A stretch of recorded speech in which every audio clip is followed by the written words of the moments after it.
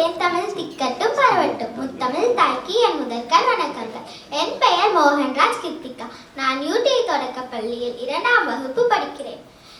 நான் இப்போது உங்களுக்கு ஒரு கதை சொல்லி அது ஒரு திருக்குறளும் சொல்ல போகிறேன். புத்திசாலியான கழுதையும் நரியும். ஒரு காட்டில் நரி பசியோட இருந்துச்சு. நரி ஏதாச்சும் மிருகங்களை வேட்டையாடி சாப்பிடலான்ட்டு எல்லா இடத்துலையும் தேடி பார்த்துச்சு.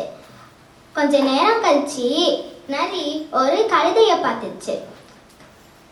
நரி கழுதையை வேட்டையாடி சாப்பிடலான்ட்டு பார்த்தா கழுதை நரிய பார்த்துருச்சு. கழுதை பயந்துருச்சு. கழுதை கொஞ்சம் யோசிக்க ஆரம்பிச்சிச்சு. கழுதையோட பலமே அதை பின்னங்கால் தான் ஞாபகம் வந்துச்சு.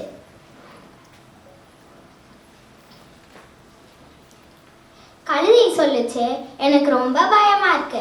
எப்படியும் நீங்க என்னை சாப்பிடுதா போறீங்க.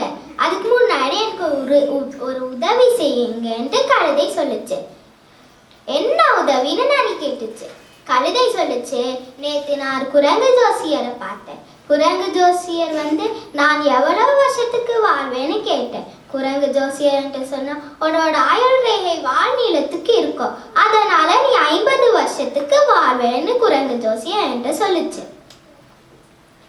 ஆனா நான் அவங்க கிட்ட மாட்டிக்கிட்டேன். தயவு செய்து என்னோட பின்னாடிக்கு போய் என்னோட ஆயுள் ரேகை வாழ்நீளத்துக்கு இருக்கான்னு பார்த்து சொல்லுங்க.